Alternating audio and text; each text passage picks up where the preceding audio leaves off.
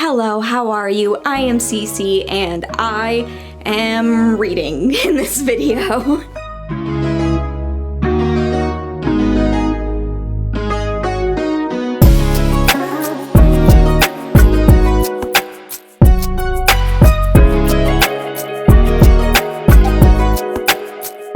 Let me show you my buddy.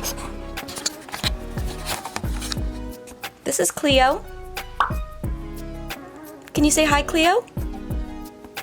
Basically, a couple months ago, my sister moved out here to Washington, which is amazing because she's so close and I get to see her all the time now. But she has a job that sometimes means she has to go on business trips. So for the next 1.5, almost 2 weeks, I am going to be cat-sitting Cleo. I have known Cleo since she was a kitten, but we have not lived together in a long time. So, I don't know, I'm not really sure. Hi.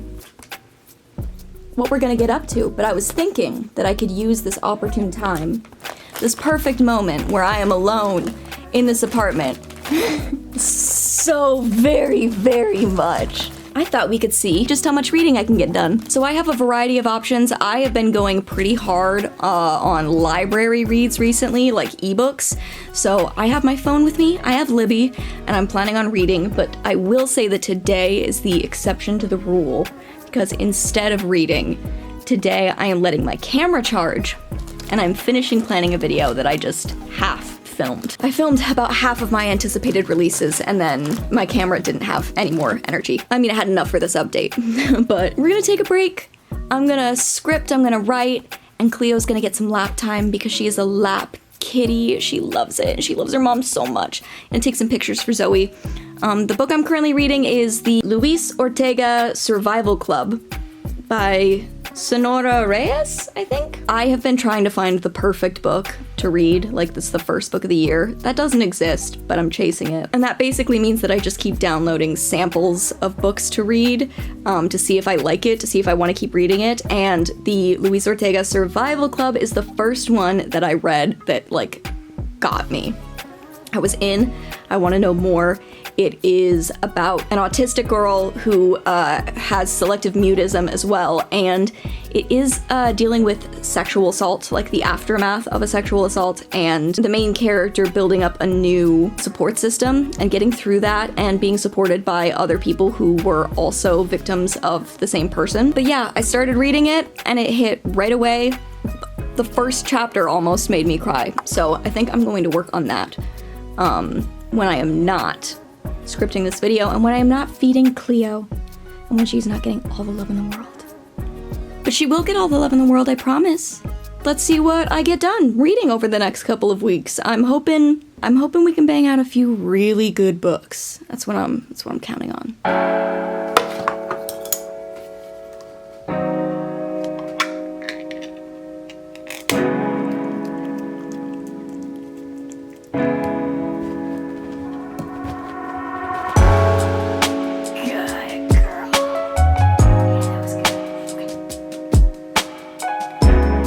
Not gonna believe it, I have another novella to talk about.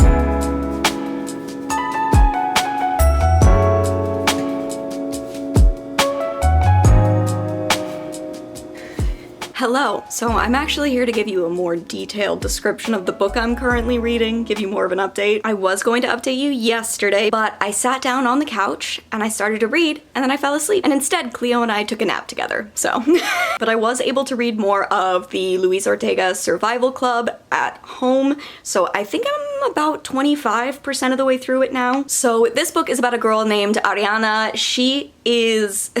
We meet her at like a really, really, really bad time. She has just had sex for the first time, and she is realizing throughout the course of the beginning of this book that it was not consensual. Like I said, this is about an autistic character who has selective mutism, so a big part of what she's dealing with is she feels like if she could just verbalize things, then she'd be fine, but because she can't verbalize things, then, you know, it must be that everyone else is interpreting her body language differently.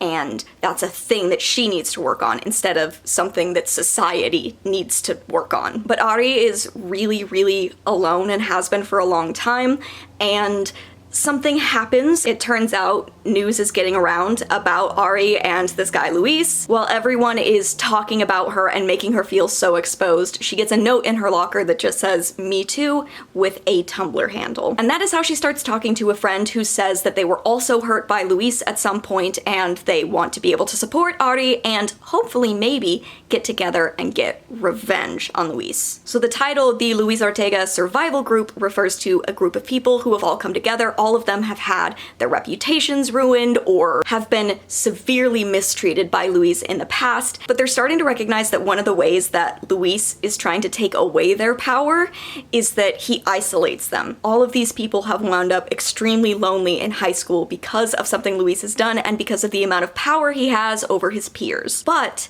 if there are other people who have been hurt by the same person and they can all be friends, if they can get along, if they can maybe even make a difference for someone else, then that's meaningful. That's how they can help. That's how they can fight back, and it gives all of them an opportunity to be able to talk through some of the things that have happened, find out truths that they were told and lies that they were told about the other people in the group. And I'm really, really hoping that someone eventually talks to Ari because she has a lot of self-hatred and self-blame, and I understand like where her logic comes from. She thinks things through, and this is the only way that makes sense because she's an autistic teenager who doesn't have anyone else telling her that what happened was wrong and that she did nothing wrong. So that's all kind of heavy.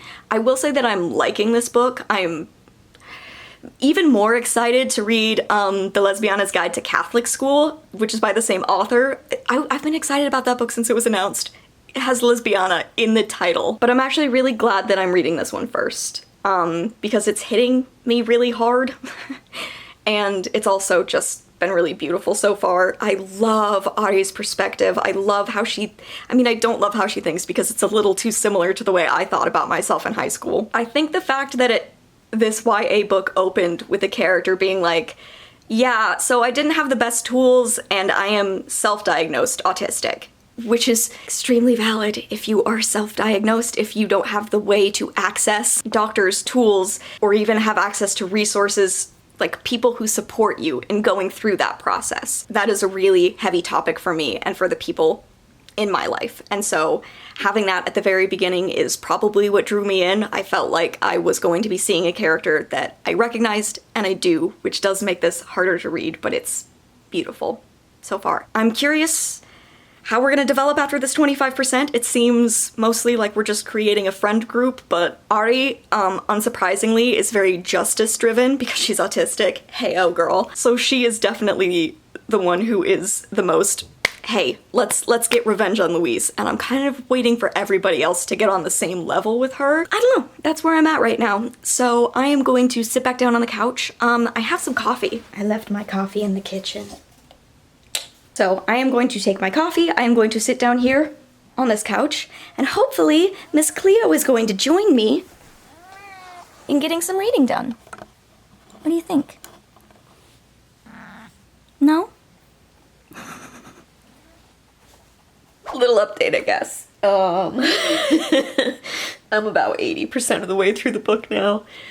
And I think I've been crying since roughly 65%. I will probably have more thoughts later, and there will be some time for me to think through what I'm feeling. But for now, I just wanted to share that I am feeling as much emotion as I am. I think that this book could do a lot for so many people who are having to deal with the things that they've gone through alone. And I just think that that's a really special thing for a book to be able to do. So. 20 minutes later. What the actual fuck, you guys? I'm gonna sit with this for a minute. A little longer than a few minutes later. So I think I'm supposed to try to review this book now. Luckily I have Cleo with me. You can tell that she's an emotional support animal because she was chilling on the floor up until the point I started sobbing, and then she was immediately in my face. Are you so good at your job, huh? Here, you guys actually have to see her, I'm sorry. Look at this baby. Like, stop it. Yeah, good girl. Good girl. Her support is something I appreciate because I can guarantee that if I had been at home while I was reading the end of this book, one of my 3 cats would have climbed onto my chest, so...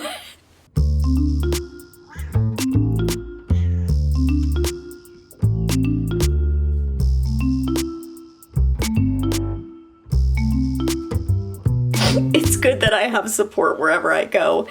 And I did want to especially mention that, and the fact that I have an emotional support animal, the fact that I am taking care of one this week, because the main character of this book has one as well. Boo is a cat that Ari has, and she's just one of Ari's only safe spaces, which is just another thing that hit home for me. Like, when she's experiencing a shutdown and she can't say anything, Ari goes to her room, and she just hangs out with her cat.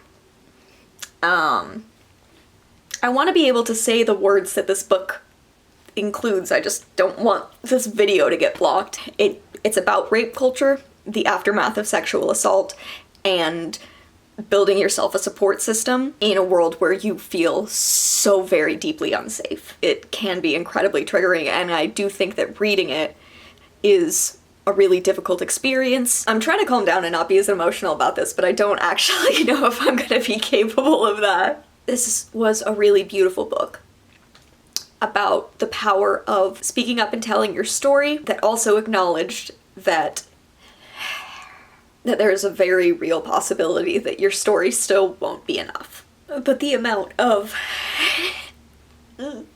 other thing about rape culture is that it makes it so easy to hide those stories, which is another thing that I think is beautiful. Like I said, they point out in the book that one of the reasons that Luis is able to get under people's skin is because he goes after people who don't have a support system, who don't have people around them to tell them that what's happening isn't okay, that they don't have people around them who they feel like can talk to. And it's so scary when you're alone to know that being alone is worse and more dangerous. There can be so much power in community, in coming together, in being able to express yourself in a place where you feel safe. I know I am upset.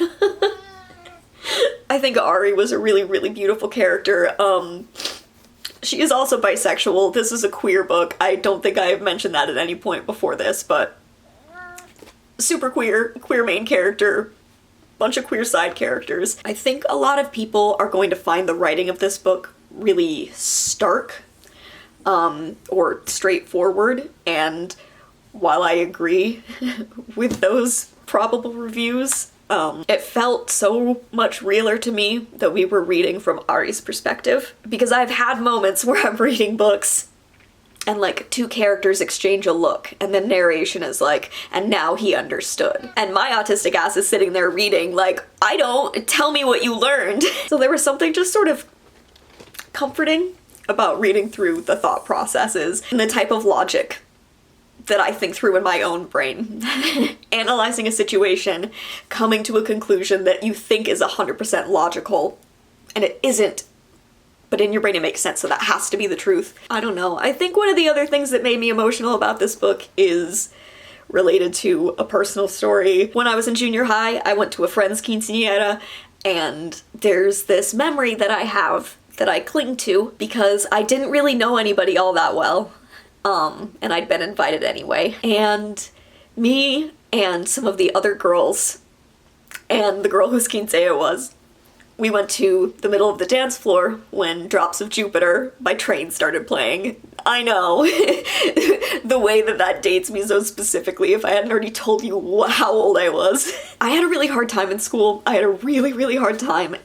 And so that's one of my happy moments. I think back to me and all those other girls standing around in a circle, just screaming the lyrics of Drops of Jupiter. And so there's this whole subplot of one of the side characters having their quinceañera and all of the like anxiety that goes into that, like as far as expectations, like how many people are gonna show up, to gendered expectations, like you have to look a certain way and you have to be a certain way. One of the girls standing with me in that circle We didn't know she was a girl yet, but that has always been my memory. So the fact that this book used that and one of the lines that always manages to get me from Love, Simon just destroyed me. The writing is so real to me because it's so much more in line with the way I think and process things. I don't know if I can say any more at this point. Like, I don't really know how to review this. I think I want to read Sonora Reyes' other book.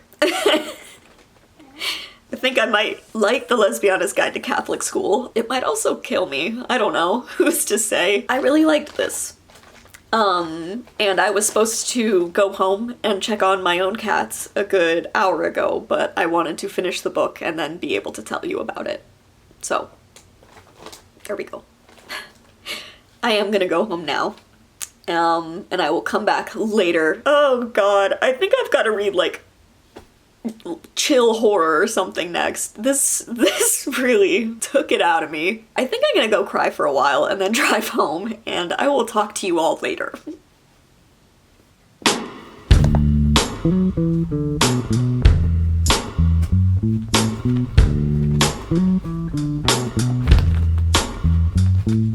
So, since Cleo's gonna be my co-star for this vlog, I figured I should tell you all a little bit about her. Some of you, it's possible, have known or seen Cleo for almost as long as me. So the first picture I have of her in my phone, I'll show you here, but then I'll also put it on the screen.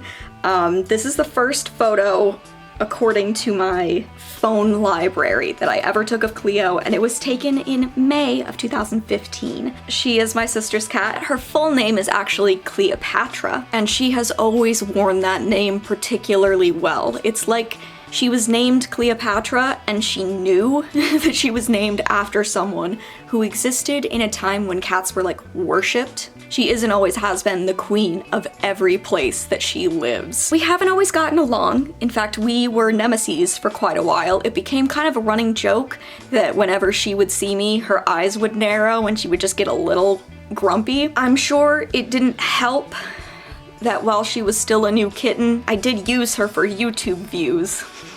I think this is what she's held over me for nearly 10 years. But now that Cleo is finally living in a place where she is the only animal in that place, she has become the sweetest little baby in existence. Has she managed to position herself just barely off camera? That she's literally right there. Take that, Cleo, now you're in the shot. The other reason that Cleo and I weren't exactly close is that 2015 was right in the middle of when I was going to college on the other side of the country from my sister. And actually not just on the other side of the country.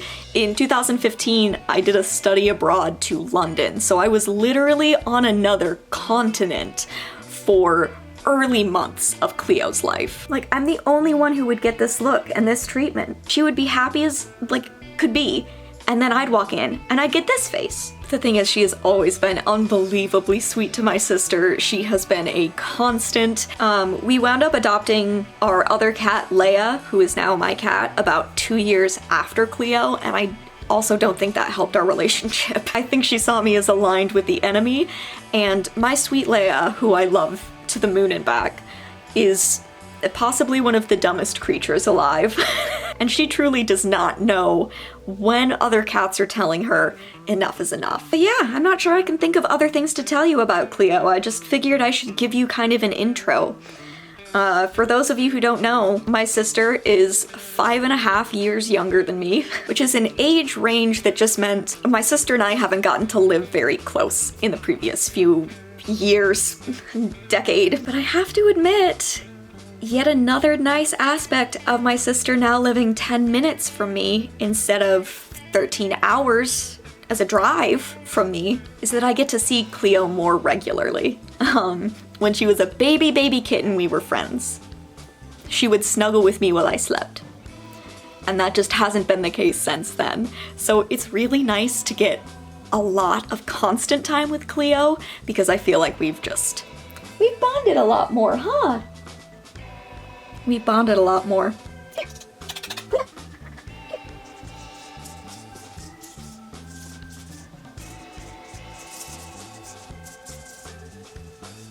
Does not give a shit, does not want to be on camera.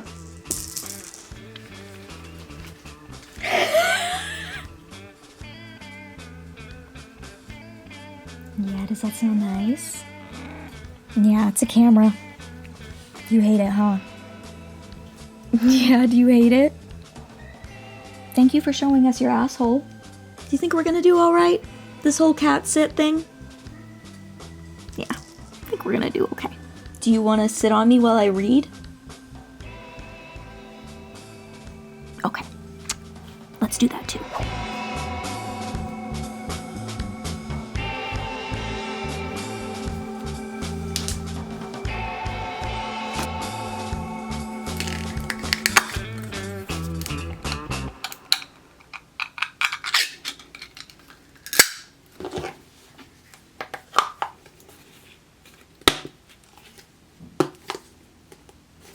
Okay, I think I'm slightly more put together today. That doesn't mean that I feel any more prepared to talk about the book that I finished yesterday. Oh, except I did have something I wanted to say. I was talking the book through with my best friend and my roommate, Brian, and honestly, the only issue that I had with the book going into it was I just don't know if the kids actually use Tumblr anymore.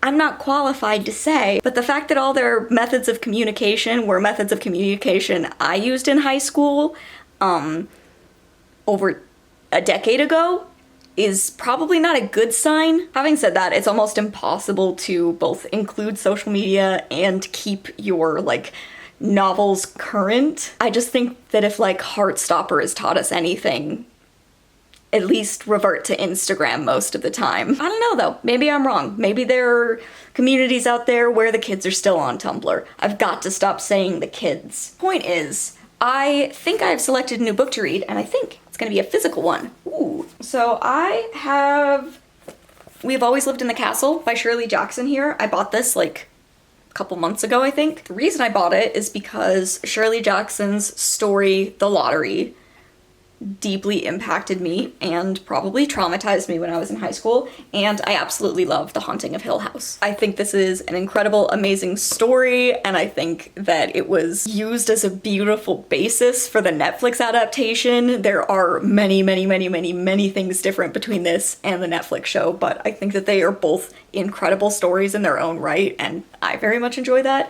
The thing is, I read the first paragraph of We Have Lived in the Castle, and I just realized how hard Shirley Jackson's intro paragraphs go. This isn't a new thought. I'm sure people have said this many times before.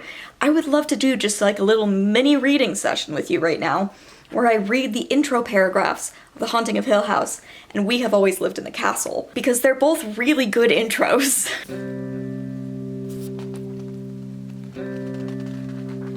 No live organism can continue for long to exist sanely under conditions of absolute reality.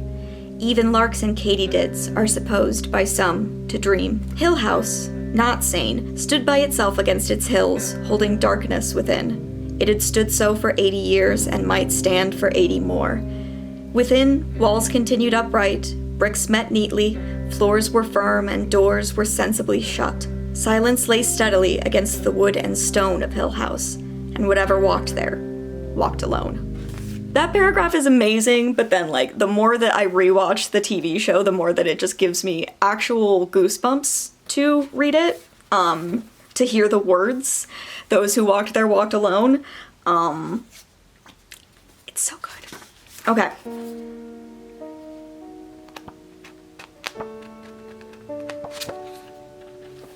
My name is Mary Catherine Blackwood. I am 18 years old, and I live with my sister Constance.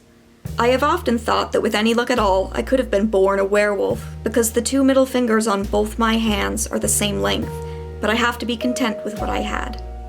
I dislike washing myself, and dogs, and noise. I like my sister, Constance, and Richard Plantanet, and I don't know how you say this. Oh my god. Amanita phalloids. Phalloids. I like my sister Constance and Richard Plantagenet and Amanita phalloids, the death cup mushroom. Everyone else in my family is dead. I think those both go really hard. I have loved everything I've ever read by Shirley Jackson. I actually don't know a ton of what this book is about besides the intro paragraph that I just told you, so it's about a very strange girl and her sister Constance. But it's a pretty quick read. Like, I think we'll get through it fast. And yeah, I think we're just gonna hang out with Cleo and start this, see how far we can get into it, and if I start drifting to sleep, I might switch to YouTube, but then we will come back to this.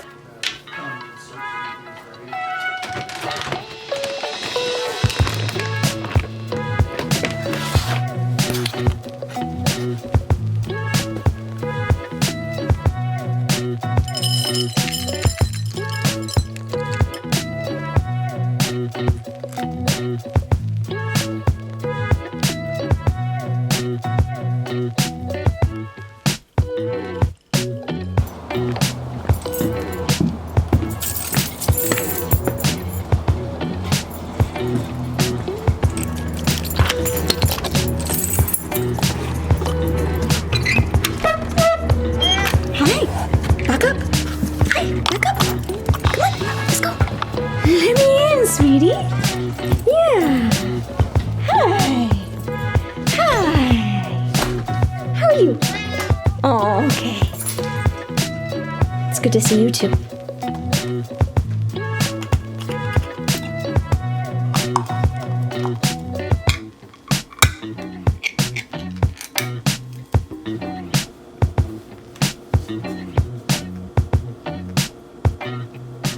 So I've been reading more of We've Always Lived in the Castle, and I know that this is not the tone in which I'm supposed to take this scene. But in like the second chapter, here, we must go further back. No, I must go further back. So what we know from the outset of this book is, I read the first paragraph to you. Our main character is 18. She's going down into town to pick up some various things, and she experiences like horrendous bullying and ostracization from everybody in town, and we're kind of building up to like, what the hell caused all of that animosity? What is the mystery? What is the secret? We also know that Maricat, our main character, whose name is Mary Catherine, but everyone calls her Maricat, that at some point a few years earlier, pretty much every member of her family died, except for her older sister and her uncle Julian. And we are kind of building on the mystery of that. But also, as Maricat kind of narrates her day, she keeps coming back to the fact that this is also a really important day. So she's counting down to something in the current day. Like, she'll keep remarking that her sister does something, not knowing that, you know, I wonder if someone would have done it differently if they'd known that today is the day that everything changes. So that's really ominous. So there's all of that. The thing is, we don't know exactly what happened with all of Maricat's relatives. Like, why are they dead? Well, it seems they were poisoned. There's some mystery about that, and that connects very closely to why everyone in town treats the remaining living family members a certain way. But back to the thing I wanted to tell you about Uncle Julian. My fave. Like I said, I know this isn't the tone in which we're meant to hear it. I understand he's a very ill man. But they have a couple of ladies over for tea, and I swear to God, one of them is just visiting to be kind of nosy in general. The other woman who visits Mrs. Wright, if she were alive today, she would be a true crime junkie. That would be the only thing she consumed, because she shows up at this house and she knows every detail of what happened to all of the dead family members 7 years ago. That's already funny enough that, like, the nice neighbor accidentally brought the true crime junkie into the house of someone who has gone through, I think, a murder trial. But I think my favorite thing is, she's not even really the one who prompts it. It's Uncle Julian who comes in and is like, you know, I could tell you the story of that day 7 years ago. And pretty much everyone in the room is like, no, or we know the story. The true crime junkie is like, yes, 7 years ago when this happened. And that's when she'll like quote something that was said in a trial. I want to see Mrs. Wright's notebook. What are her theories? Anyway, with basically, a resounding no towards Julian. Julian's like, anyway, there we were 7 years ago. It's giving, Like the line from Brooklyn Nine-Nine. You've told us this story many times. And you'll hear it again! I just think it's really unhinged that they have company over and he does a dramatic retelling of the deaths of all of their family members. I do want to say I am loving this. The way it's written is incredible, and I love the very, very weird girl energy that Maricat is bringing, although she's also quite ominous. I'm not sure where she inherits this idea from, but she very much has like an eye towards the mystical, I guess.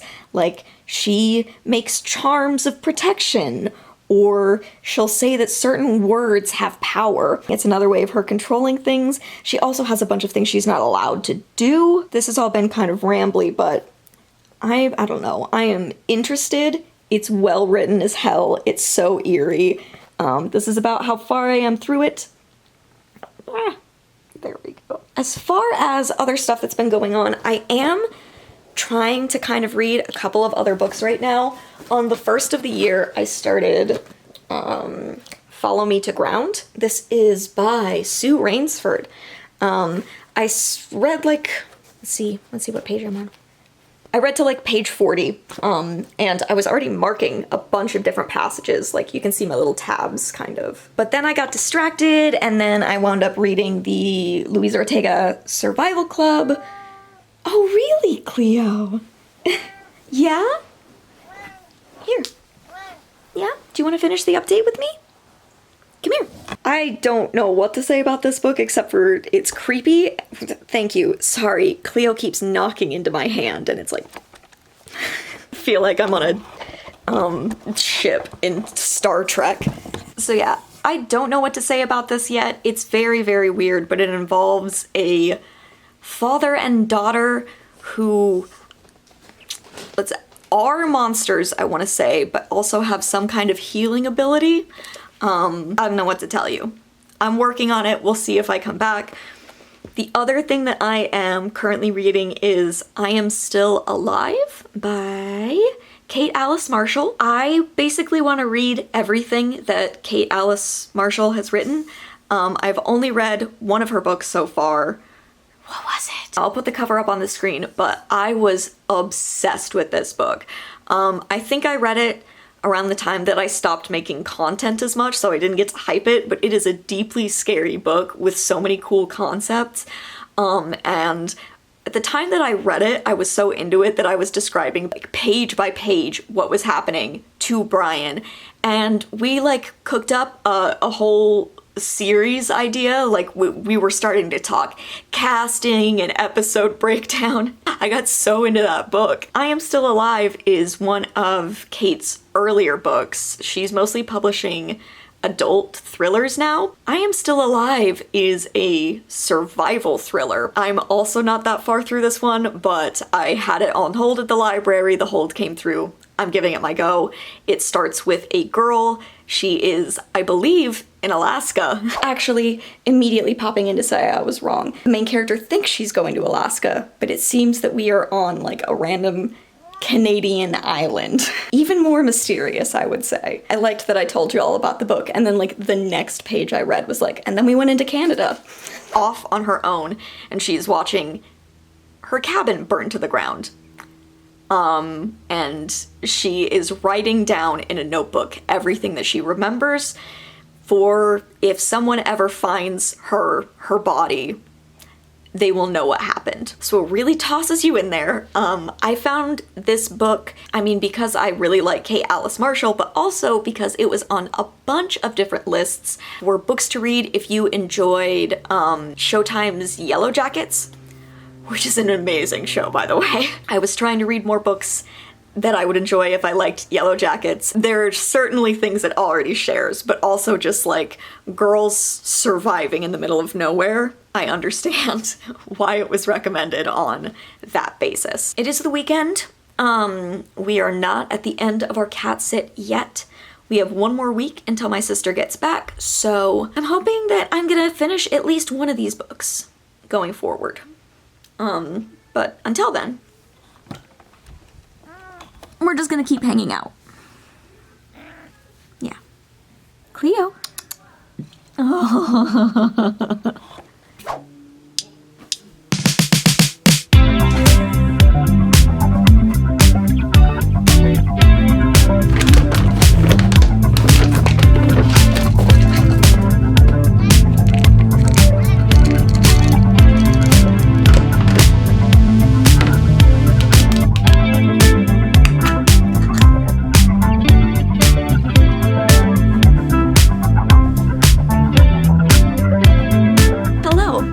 Realizing that I only have a couple days left of cat sitting, so I figured I needed to update you on how things are going, what I'm reading, how reading is going. Mainly, I have been focusing on I Am Still Alive because as much as I am enjoying We Have Always Lived in the Castle, I think that being in my sister's house and just having a cat sleeping on top of me summons sleep in a way that is nearly inescapable. Especially when it comes to stuff I have to pay a little bit more attention to, like a classic book. I just keep feeling like I'm in a mysterious gothic library and just... So I've been reading I Am Still Alive. I am about 70% of the way through it now. And I still don't really know how I feel. I'm wondering if survival thrillers aren't for me as much. I feel like I get caught up very much in the fact that I understand supplies are very important to survival, but sometimes I feel like survival books are just people making lists of things they have and things they don't have. I can accept that that is how you would survive. I struggle a little bit to pay attention. But like I was telling Brian last night, and like I have said a lot of times before, I'm really bad at the first half of books, but I am incredible at reading the second half of books. After I get past that 50% mark, it's like a flip switches in my brain, and all of a sudden finishing it is not a big deal. But getting to that 50%, that is my struggle bus. Luckily, I hit 50% last night, and as yet another show of the fact that I will read really, really quickly, I'm already to actually 75% of the way through. I don't know, maybe it also has to do with the fact that this book is a debut. There isn't a lot that I'm getting out of the book. It's very straightforward. I understand what's happening. Here's how we survive. It's cool to learn how she's surviving, I guess, but also I don't know, I don't really care. I really didn't foresee this being an issue, but it's causing me problems. So I am going to, let's see, how many more days do we have? So today, it is currently Wednesday.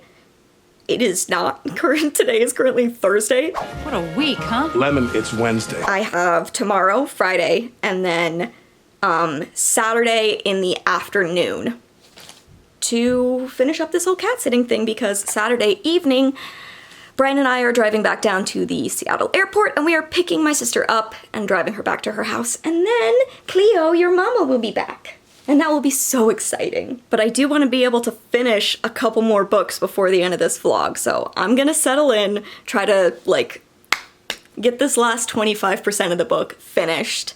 And then maybe we'll check back in with We Have Always Lived in the Castle when I'm at home. Usually if I can, like, eat a snack or something, that helps me stay awake. I've just got to find a way to make the atmosphere of the book not sway me, like someone telling me a story as it's time for bed. Soon after.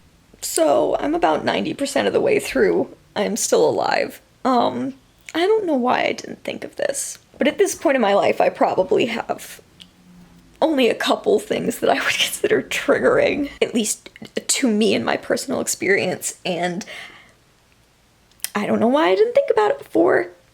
But there's a dog in this book. I actually can't talk about this. Even being this far through, I'm kind of considering looking up spoilers for the last 10% before I continue, because it is becoming very, very difficult to read for me, and I don't know if I can get through it if I don't know that there's going to be relief at the end or not. I am not in a great mind space to be thinking about this month or this week. It's actually really, really poorly timed. I'm really glad that I have my sweet Cleo with me. Keep me company. Oh no, she doesn't want to be seen. I'm sorry. I'm sorry. She's been sitting on my lap like a sweetheart. Cleo, come on. Back up to my lap. So yeah, I still feel pretty middling things about this book. I don't Love it. I don't hate it. I think mostly it's not for me, but I literally don't think that I can keep reading these last few pages, this last 10% of the book, until I find out. I'm sure you guys can see that the camera's literally shaking. So I'm gonna look up spoilers. I don't know. I don't know.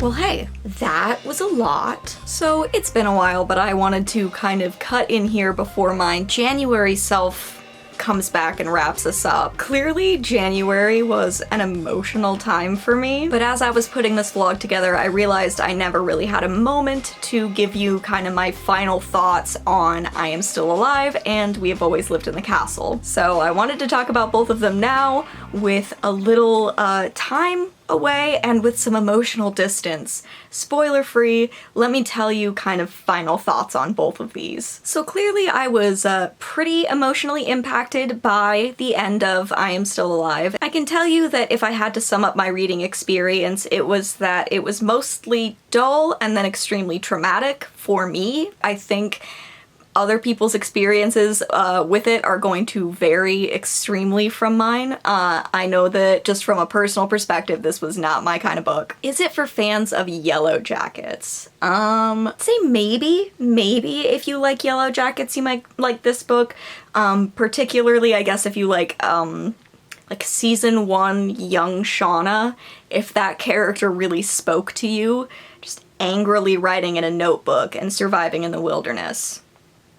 That is basically this book. Oh, and actually one aspect of the book that I really liked that I didn't talk about is the fact that at the beginning of the book, Jess is adjusting to living life with a new disability, and that disability is something she has to kind of continue to take into consideration while she is surviving. Like, there are certain things she can't do or has to do differently because of that disability. I don't know that I've necessarily seen a lot of like wilderness survival stories about disabled characters, so I did like that aspect, and I liked how kind of dark and serious that part of the novel could be. Just, look, no hard feelings.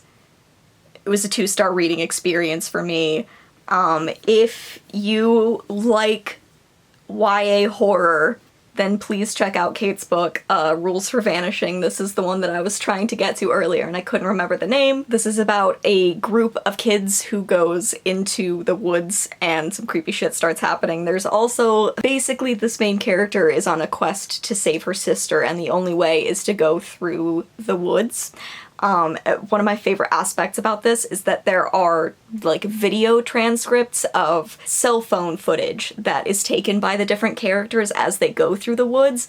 I love a multimedia kind of story, and it worked particularly well with this. So loved, not my favorite. And I guess we'll see what happens because I am still curious to read Kate's adult thrillers. I haven't tried any of those yet. I guess we'll see how that goes in the future. As far as We've Always Lived in the Castle, I love Shirley Jackson's weird, ominous, feral girls. Maricat is a character who's caught in almost like a form of arrested development, I guess I would say, because in the first paragraph it says that she's 18 years old, but Maricat does read a lot younger, and I think that she is perceived as being younger by the world around her. Anyway, despite the fact that the main character of this is 18, I still think it's about, like, the feral kids, the kids who used to hide in the dirt and think they had magic or pretend they were wolves. Personally, one of my favorite subgenres of children. I think they're delightful, and Shirley Jackson's writing is just perfect for them across the board, but like this one is particularly for that audience. It's slow building, it's a really interesting character study about a family that is been completely ostracized and how they have become a new family because of it. The other thing that is consistent across everything I've ever read by Shirley Jackson is that all of her books are atmospheric. This was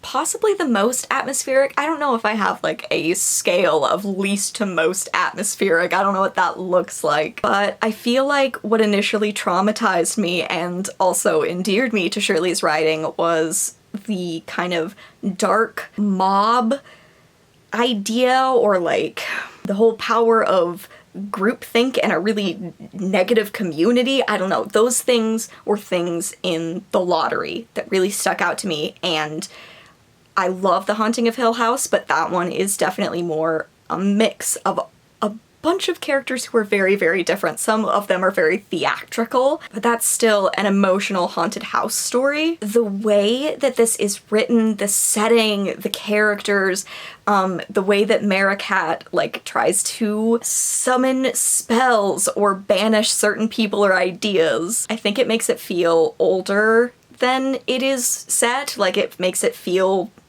more like it's set in the 1800s. Could I tell you when this is set? No, I could not. I think it's in the 1950s or 60s, if I had to guess. But the way that the mob of, like, the town was written, the way that all the characters in the house were written, it just really emphasized how atmospheric it was.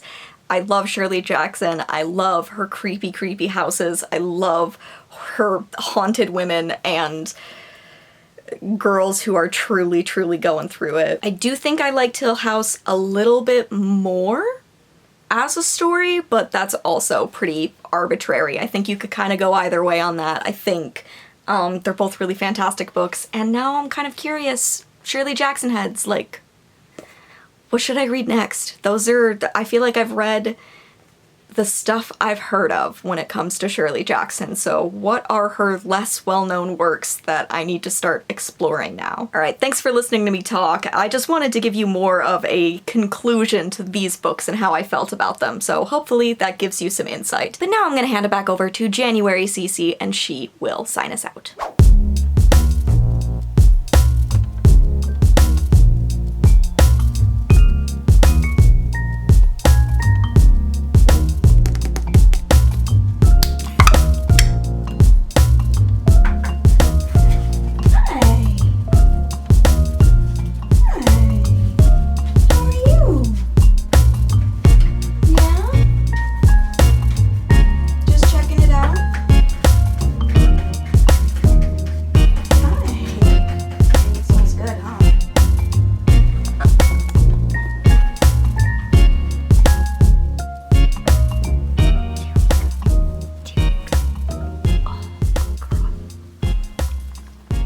So, we have reached the end of this little cat-sitting adventure, which means that, I'm gonna be the one to wrap up here. I do still have a kitty with me, so she can say goodbye too, huh? I really hope you enjoyed this vlog. I know it was kind of an emotional disaster, but you know what? That's kind of what reading has been like for the past couple years, so if you liked this vlog and you'd like to see others like it, then maybe consider leaving a comment or subscribing or maybe even turning on notifications for my channel, and we can keep doing this whole reading thing. I want to say thank you so much to my sister for letting me use her space, and also to my sister's kitty, Cleo, for being the best little vlog buddy ever. Yeah. Oh. If you have read any of the books that I talked about in this video, please let me know your thoughts about them down in the comments below. I would love to discuss some more. Well, I would love to discuss some more about some of them. Other than that though, thank you all so much for watching. I hope you enjoyed this video, and I will see you, and maybe even Cleo will see you, in another one very soon. Bye!